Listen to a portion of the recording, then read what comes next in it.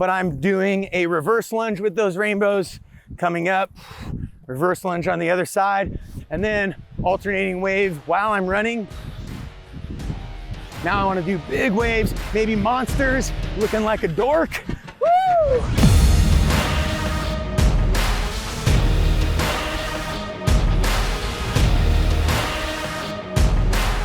What's going on, guys? Master Coach Aaron Guyette, also Education Director. I'm here with my fellow Master Coach, Marcus Martinez. We're talking about how do you get a workout when you go to a park with bells and ropes. So we've got a bell, we've got a rope, otherwise known as a kettlebell, and a battle rope.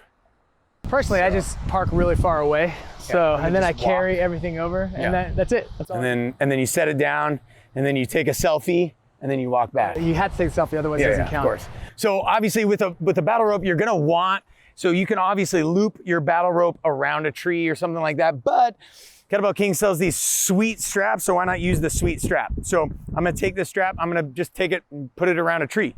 So I'll walk this way, I'm gonna anchor off my battle rope. This tree is solid enough, it's not coming out, it's not going anywhere. So I'm gonna just take that, loop my strap around, pretty simple. Here we go. And then now, what I'm gonna do is I'm gonna save this tree from getting ruined, as well as I'm gonna save my rope from getting ruined. So the rope isn't gonna saw the tree down, and the tree isn't gonna saw my rope in half. So I'm saving that with the strap. So worst case scenario, I've gotta replace the strap, which is far less expensive than having to replace an entire battle rope. All right, let's get to the workout. What are we starting with? Well, obviously, no good workout, starts without a great warm-up. So you're gonna wanna make sure you warm up. If you haven't seen our warm-ups, go to any one of Marcus's programs, any one of my programs. We have full, complete, in-depth warm-ups there for you, where we are mobilizing, we're doing dynamic stretching, dynamic movements to elevate the heart rate, elevate the breath rate, get the body moving, get that blood flowing, right? Get those muscles warmed up, so then we're not gonna pull anything when we get going. We're already warmed up, so we're just gonna start as if we've done the warm-up. And I love to start with a little bit of power, a little bit of explosivity. And what I'm gonna do is I'm gonna give you something that works in all three planes of motion, and it also stops and starts. So I'm gonna create massive anterior core engagement. That's the six-pack abs, if you were wondering, right? As well as the obliques.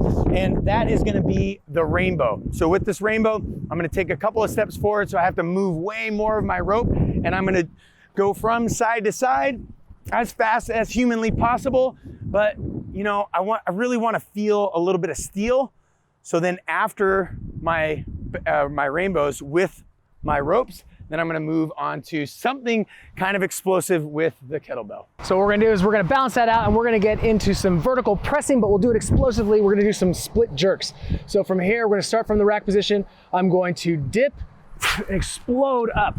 Right back to that rack position, slight dip, explode up. So it's very explosive. Even with a light bell, you're going to engage a lot of musculature. It's gonna feel very powerful. And then we'll switch to the other side.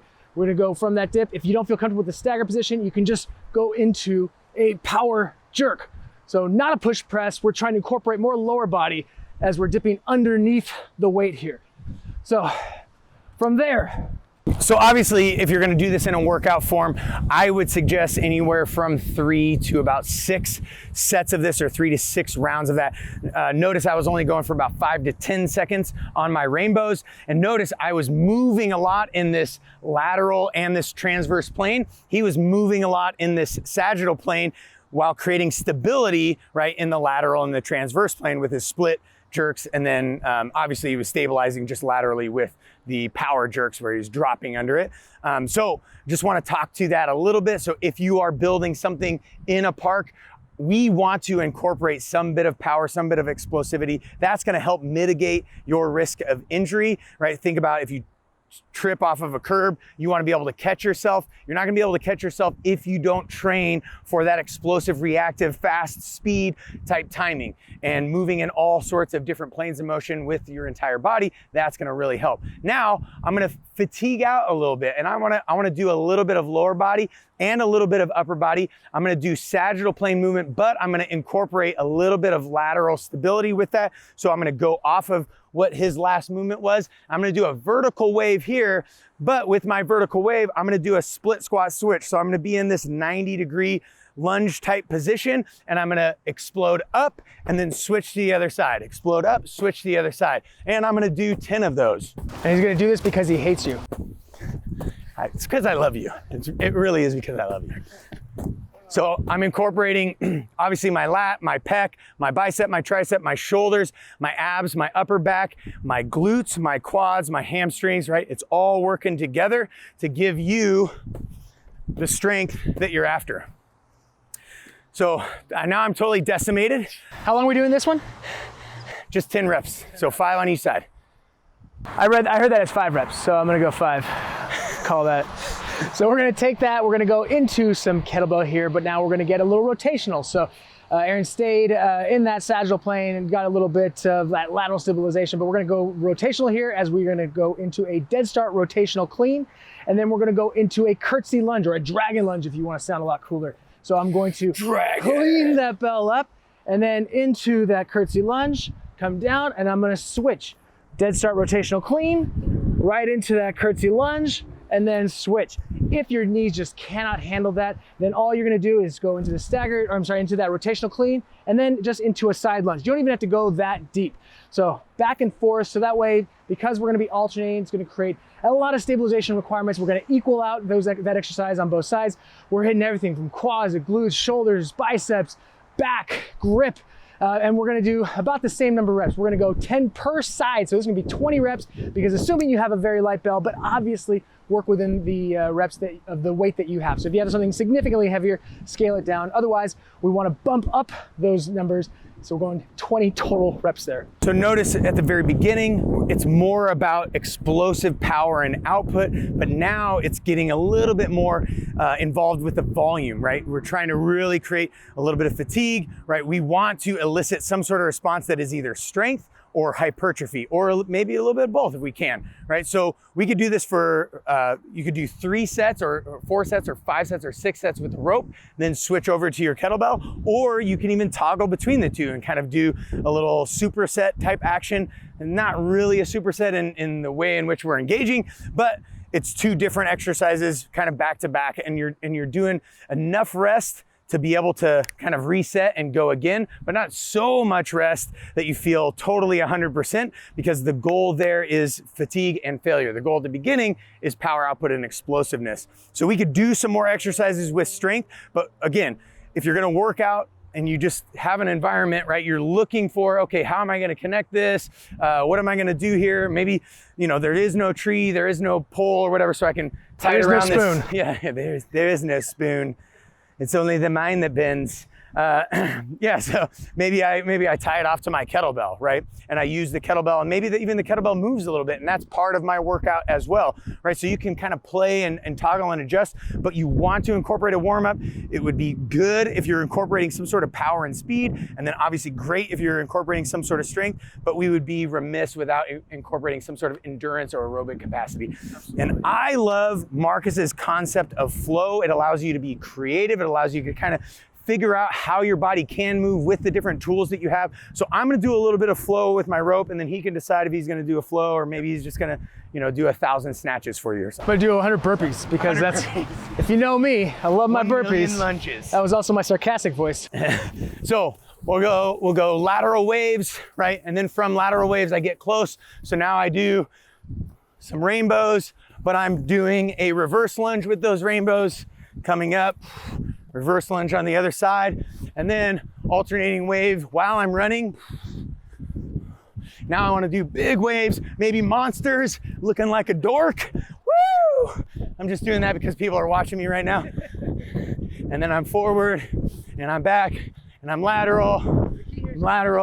So I'm keeping moving. I'm not counting reps. I'm not thinking about anything else. Now, obviously, if you're getting so fatigued that you cannot continue, then just bring it down a notch, shift, bring those RPMs a little bit lower so you can continue, and you're gonna try to build out your aerobic capacity, right, while you're having fun and exploring all the different ways that you can move that battle rope.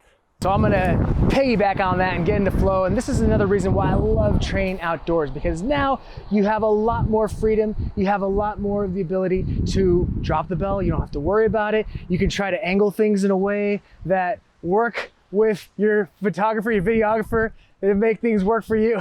So you can start to flow and have fun with it. So in this case, I'm gonna just take the bell and I'm just going to set the timer for a minute. I'm gonna go very, very low in that. I'm not going explosive, high, a lot of tension, a lot of intensity. I'm not doing that. I'm trying to go for efficacy. I'm trying to go for as long as I can for my given time frame. So I might go for a minute. I might do some walking swings because I wanna utilize this space. Let's free flow. Let's enjoy, let's explore.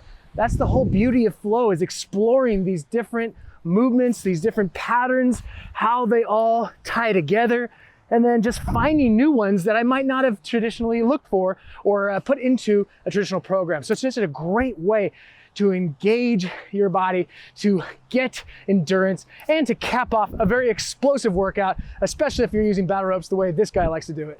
So, obviously the beauty of that endurance portion with the flow is not just a physiological, stress, that's going to help create endurance and help create aerobic capacity, but think about the psychological effects. So what you're actually doing is, through this creative exploration, not only are you exploring your central nervous system and your peripheral nervous system's movements, but you're also creating whole brain connections. So we got right and left hemisphere connecting through the corpus callosum. We've got upper cognitive connecting down to lower limbic, and really getting into the present and enjoying what is going on right now. You're not thinking about what happened yesterday. You're not thinking about what has to happen tomorrow. You're just thinking about what's happening right now. And then from there, you would do a nice cool down, maybe some static stretching, maybe doing that warm up again, that mobility. Or maybe just walking. You got a whole beautiful park. Yeah. Get a little walk, get a little sun, get a little vitamin D.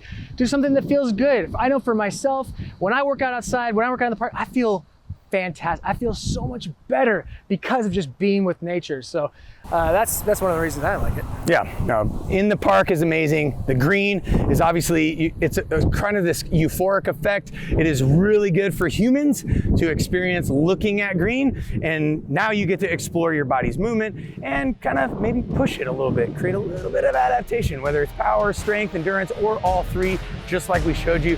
That's how you train in a park.